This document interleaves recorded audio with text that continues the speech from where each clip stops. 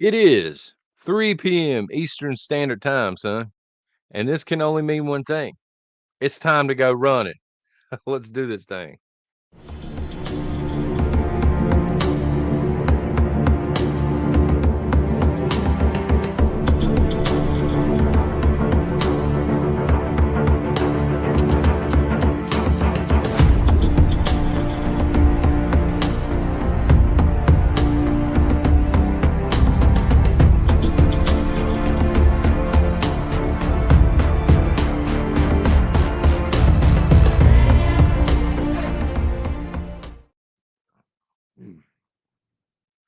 Welcome to Prepper Nation. I am John. Thank you very much for watching, for shooting a thumbs up, for hitting subscribe here on the channel. Truly appreciate it. Helps the next person find this video. This is the rundown. In case you're brand new, if you are, welcome, son. This is the rundown. This is your show. These are your comments from this morning, both the live chat and the replay crowd. All right, so let's get right down to it. We were covering an article this morning from the Organic Prepper. If you haven't watched the video, hey, I ain't trying to sound like a YouTuber here, but it's now available. You can click it and watch it if you want to. Help a brother out. Let's jump on the live chat first. So this chat comment came from Worminati this morning. Worminati says, you need a water filter. Public water is filthy. You absolutely need something at home filtering your water. I mean, maybe you live in the most pristine town here in the good old United States of America, what's left of it in Joe's America, I might add, but something as basic as a Brita filter. These things fit in your refrigerators now. They'll fit on your cabinet tops. You need something. A lot of the people that we know use the screw-on stuff. Of course, we use a Berkey. Berkeys are bad for you now, apparently, but they haven't done anything to us. I mean, the water tastes a lot better than tap water. But yeah, there's a lot of disgusting stuff in public water systems. Not only Google the interior, the insides of pipes and things, city water, and even in rural areas, they're terrible. And then hold on just a second. I'm here on YouTube, and I encourage not only for you. So there you go. Great chat comment, Worminati. Dirt track. We were talking about different threats, different SHTFs that might pop up here in the United States and how to prepare for different things this morning. And Dirt Track says we have boots on the ground now at the southern border. Boots, flip-flops, maybe. He's absolutely right. We have an invasion going on right now. We sit here and we war game North Korea, Russia, the Chinese coming across. But realistically, we're already being invaded, and absolutely nothing is being done about it that I'm aware of. Now, Governor Abbott has done some things, but our federal government is suing him in court to get rid of these things. So this invasion is going to continue, and at some point sooner rather than later, this is going to be a bigger issue than if we did have the North Koreans or the Iranians invading the United States. Uh, it becomes a matter of which are you more afraid of? 100,000 Iranians who are armed, or 10 million and plus illegals that you don't know whether or not they are armed. You don't know anything about them. You don't know why they're here. So it's a huge issue, folks. Something needs to be done about it, but I don't suspect Washington's going to jump on that anytime soon. The border czar, Kamala Harris, doesn't seem to care. Glenwad, gas has officially hit $5 a gallon. I'm not sure where you're at. uh, California, I think they're edging up towards $7 a gallon. And quite frankly, this is an SHTF for some people. You know what I mean? Dealing with inflation, dealing with the rise in cost of food, the rise in cost of everything. People that are working during the day or even working two jobs, they got to get back and forth. And so this just piles it onto them. And unfortunately, it's not going to stop anytime soon. We have, even if the election somehow goes the way of conservatives, that's next November, and we're not going to see a new president until what, early 2025, right? If I'm not mistaken on that. So we have a ways to go. And there's always a potential that we're gonna get 4 more years of Biden or 8 years of someone else, So, with the war taking place that, all of the oil, it seems like they hate oil, right? They hate oil and they don't want to do any kind of digging here in the United States. We have plenty, but they just don't want you to use it. So, uh, yeah, try and hang in there, Glenwad. $5 a gallon may seem high, but encouragement. Some folks are they're looking down the barrel of almost $7 a gallon. Cogito, you must have threat assessment and timely decisions. So we're talking about, I think this was a point in the discussion when we were talking about maybe you're going to stay at home. You may have to cut your losses and go. I mean, that's just being realistic, saying you have to have the ability to assess the threats and you have to be timely about it. Okay, here's the threat. What do I do about it? Let's go. If it's time to go, let's go. That was an awesome one. Arc Nanny, don't forget your pets bags. Yes, and this is something like we're not leaving our pets is identified that we're going and our pets are going with us. We have a contingency plan as well. If my mother-in-law doesn't want to go with us, she is gonna handle the pets, and we do have extra preps for them, but don't forget the pets.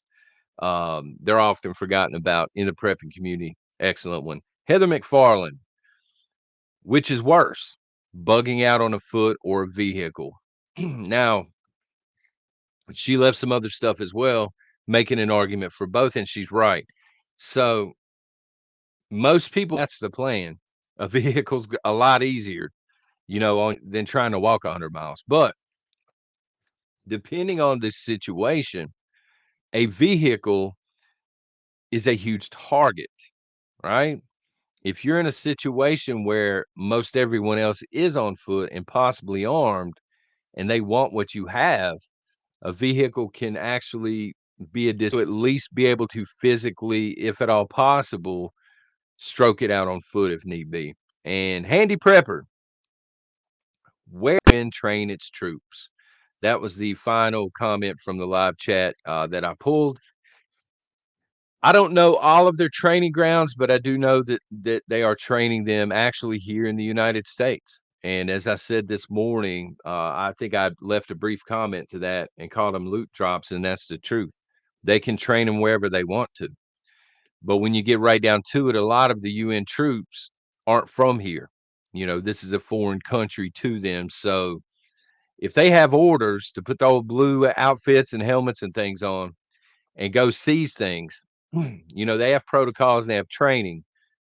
But I would think their training involves citizens who are scared, citizens who are ready to comply, citizens that are willing to do whatever they're told to do if the people knocking on the door are armed.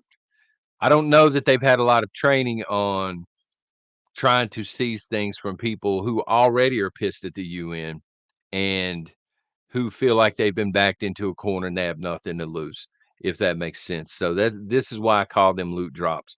Yes, bring me the equipment all day long, son, if that's what it is. Switching over now, switching gears to the replay crowd as I'm drinking Blue Frosty this afternoon. Richard T. Prepping has saved my butt twice. First, a divorce. Second, a job loss.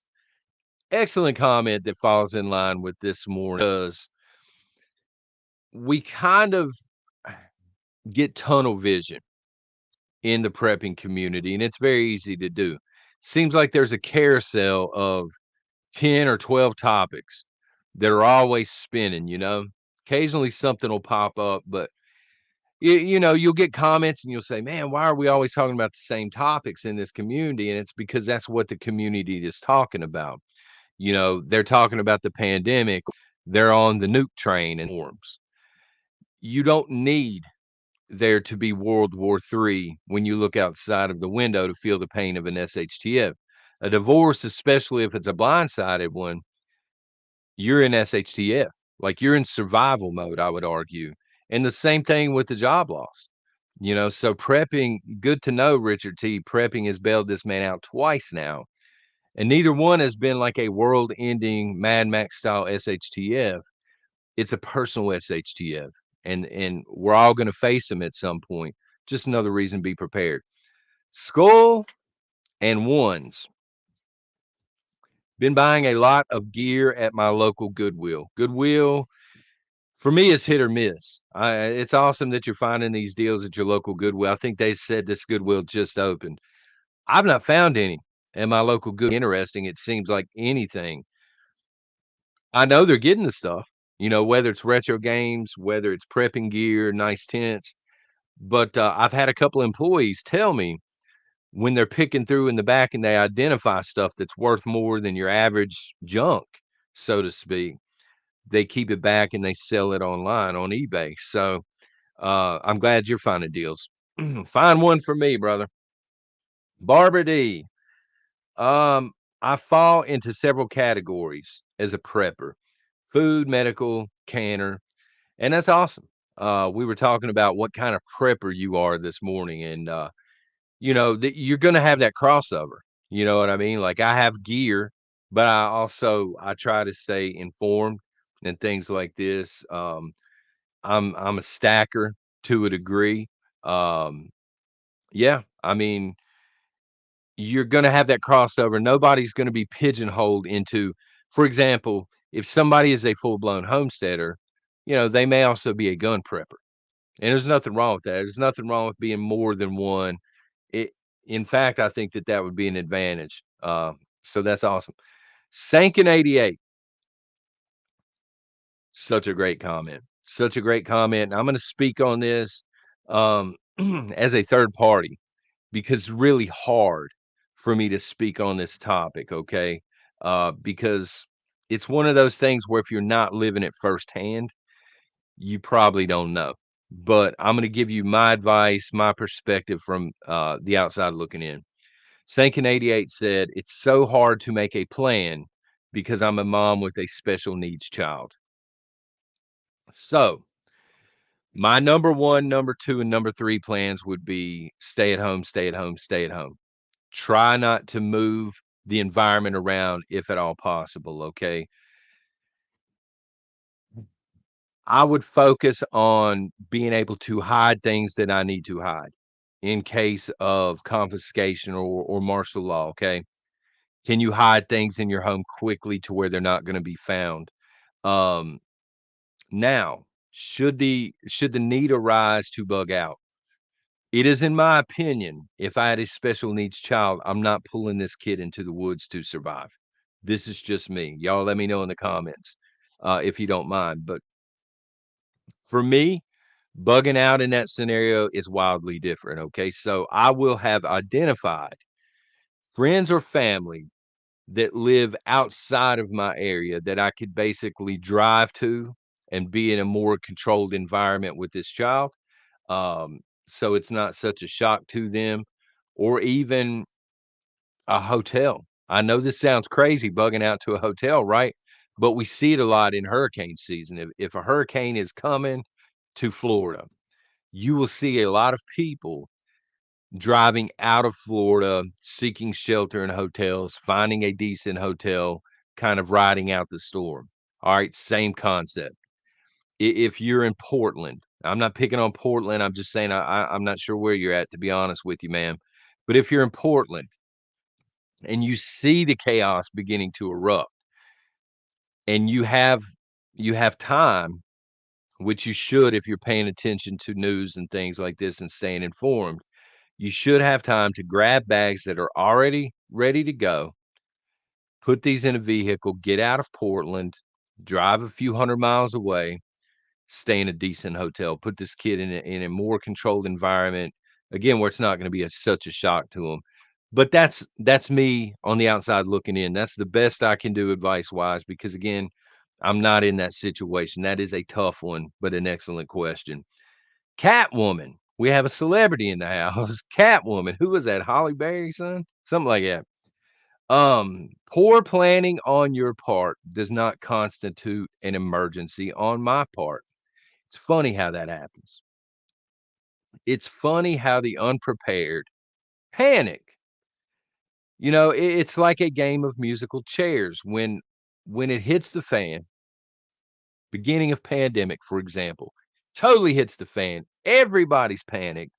Everybody's rushing out to what's familiar to them, the Walmarts, the Targets, the Costcos. They're wiping everything out. They're shopping in a panic. They're over shopping. They're hoarding, which doesn't leave a lot for the next person. And then they're sitting around like, I've been done wrong. I've been done wrong. Somebody came in here and they hoarded all the Infamil. I've been done wrong. Or all the Similac, whatever. I've been done wrong. There's no water. What am I supposed to do? Look what you folks did to me. No, that's the wrong attitude to have. All right. Everybody right now, today, has the same ability to prepare. Different budgets, different circumstances, for sure. But everybody can prepare today. Cost you a few dollars. Matter of fact, you probably can put together, at least one tote today. If you don't have a grid down tote, you've probably got this stuff in your house already. Just collect it, start prepping this way. Okay, put it in a tote or something. Spend an hour. But what it is these people don't want to go through the motions of prepping. And then when they get caught with their pants completely down at their ankles, then it's a blame game. And preppers are to blame because we've done the work. So I agree. Again, poor planning on your part does not constitute an emergency on my part. It's not my job to help somebody else who refused to listen, who refused to prepare. Scowling overlord. Mental preparedness is the best. That's subjective. Meaning, if you ask 10 people, you're probably going to get 10 different answers. Some will agree with you. Mental prepping, and I think it's very, very important. Okay, I'm not downplaying it. Some will say spiritual prepping, prep your soul. Some will say physical prepping. Some will say guns and ammo. Some will say, home defense, door braces, and things like this. Some will say planting gardens. It is very subjective, but I get where you're coming from. Good comment. Sword 5,000. The Walking Dead is a good indicator uh, on human behavior. They had said how your friends and family and things are going to act, but human behavior is a better way to put it, I think. It's an excellent show. Some people will not watch The Walking Dead because there is a lot of language and gore on there if you've never seen it. Some people just aren't into zombies, so they're not going to watch The Walking Dead. But what you need to know about that show, and it's a graphic novel series. I'm looking at half the books right now. I've got like half of the hardbacks. There are a ton, like 40 something, I think. But it is a show not about zombies. Zombies are kind of just the background theme. It is literally a show about human behavior and humans being the threats during a time like that, which would indicate any SHTF, government collapse, aliens invade, any Mad Max that you can think of, EMPs. Human behavior is going to be very similar to what you see on that show. You're going to see friends and maybe even family turn on you if they get desperate enough. I mean, it's just the way it is. Jeffrey Johnson, it will be, we were talking about boots on the ground. Okay. Again, getting back to North Korea, I forget who I used this morning. Iran, Russia, China, whatever. Jeffrey Johnson said it will actually be Nikes on the ground, fellow citizens, our own neighbors. So Jeffrey is saying this is the biggest threat, the people that are already here. We don't need to worry about an invading force. If we see something, and I'll use this, an economic collapse, let's say the EBT system is taken completely offline. Not likely for a while. But let's say our government says, you know what, we can't do food stamps anymore. No more EBT. Number one, it's going to look like The Walking Dead. We were just talking about The Walking Dead, right? Because so many people depend on that, and they not as a supplementary uh source of food, but that's it. That's all they have. That's all they use for food. And now what do, right? But they're saying these people, and I agree, they're not just going to sit around and starve. They're going to put, as they said, their Nikes on or whatever, and they're going to go out and they're going to become a massive threat to anybody that has food because that's what they need at that point in time.